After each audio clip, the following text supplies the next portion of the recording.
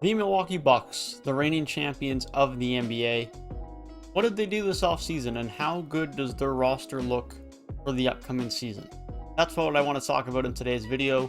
And the biggest question of all, can they repeat as NBA champions in the upcoming 2021-22 season? We'll be sure to discuss that and more in today's season preview. And if you do go on to enjoy it, then be sure to leave a like down below and subscribe to the channel if you are new. That being said, let's go ahead and talk about the Milwaukee Bucks. The Milwaukee Bucks did not rest on their laurels this offseason after winning a championship, and they made sure to continue to work on their roster and try and improve in the ways that they could for this upcoming season. Now, that's not to say that they didn't have some losses as well, but they did good work to bring in more good depth around this core group. George Hill was brought back to be a backup point guard for this group, which I think is a very good signing, and a truly needed secondary playmaker and true point guard behind Jrue Holiday. Tremont Waters also came in to give them a little bit more guard depth in behind George Hill.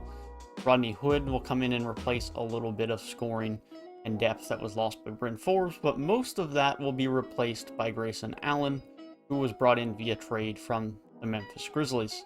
Semi Ojeleye was also brought into the team to give a little bit more forward depth, which I think was a good signing, especially considering the fact that PJ Tucker left to Miami for the offseason, which of course was the biggest loss for this group.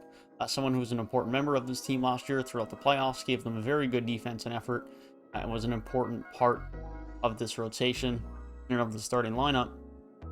But now they will look to have Semi Ojeleye pick up a few of those minutes off of the bench, potentially. Giannis Antetokounmpo plays a few more minutes here and there, and Bobby Portis's role is now going to become that much more important as a backup power forward and center for this group headed into next season. The main thing is that the Milwaukee Bucks have their big three, per se, coming back again next season, to be honest. Jrue Holiday and Khris Middleton. The core group is still together. They're all locked up. Jrue Holiday is on a new deal. Middleton's still under contract. Giannis, of course, signed his extension. So the core group is there. The questions are, is the surrounding pieces good enough for them to be able to compete with the best of the rest, being the Nets, being the Lakers, being Miami, being Denver, being the Clippers if Kawhi's healthy in time? That's the biggest question. And George Hill, I think, is a very good depth signing. Of course, they'll have Dante DiVincenzo and Pat Connaughton. They also now have Rodney Hood, who I think will have a very important scoring role off the bench. So I think their depth 1 through 3 is extremely good. But losing PJ Tucker is going to be a significant loss. There's no doubt about it. This team was extremely good and arguably at their best last year when they could run Giannis at the 5 and run PJ Tucker along that unit and have very good defense.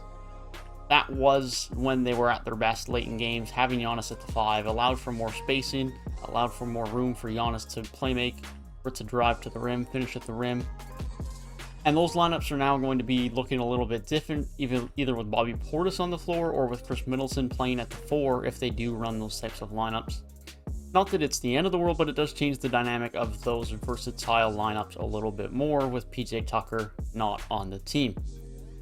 It is also worth noting that now that they just have less depth in general of quality at the power forward spot, because they don't really have another backup center outside of Bobby Portis, so Bobby Portis is going to have to man most of those backup center minutes if Giannis is not playing at center, which means that Semi Ojeleye is going to have an important role on this team, especially throughout the regular season, which isn't the end of the world, but it's not ideal for a championship team nonetheless.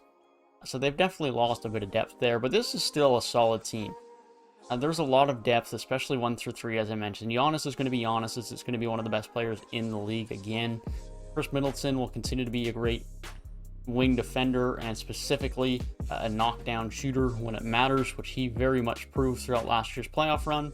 And then Jrue Holiday, sure, can continue to improve on the offensive end, but is a solid point guard, can play make and defend at a very high level. And this is going to continue to be a very good defensive group with Middleton, with Jrue Holiday, with Giannis especially, with Brook Lopez. They are a very solid defensive unit, and that will not change for this upcoming season. So I fully expect them to be right at the top of the Eastern Conference again. Whether you want to put them 1, whether you want to put them 2, between them or Brooklyn as far as seeding goes, it's kind of irrelevant. It just really depends who's going to take regular season more seriously or who is going to stay healthier. Personally, I think they're going to be in the 2 seed, but You could argue that either way. It's not really that deep. At the end of the day, I think them and the Nets are the two best teams in the Eastern Conference, and I would love to see those two teams duke it out in another playoff series, hopefully at full strength for this upcoming season. I don't think if anyone is going to beat the Nets in the Eastern Conference, it's going to be the Bucks, and most specifically the defensive ability of the Milwaukee Bucks. I don't know if I would consider them a favorite in a series against the Nets, but I most certainly would not count them out. That is my thoughts on the Milwaukee Bucks heading into this upcoming season. Let me know down in the comment section what you guys think about this group and what your expectations for them are in the upcoming 2021-22 season. If you did enjoy the video, be sure to leave a like down below and subscribe to the channel if you are new. And if you want to hear my other season previews as we approach the NBA season, then be sure to click the box on the right hand side of the screen. That being said, I hope you guys have a great rest of your day, and I will see you guys in the next one. Peace.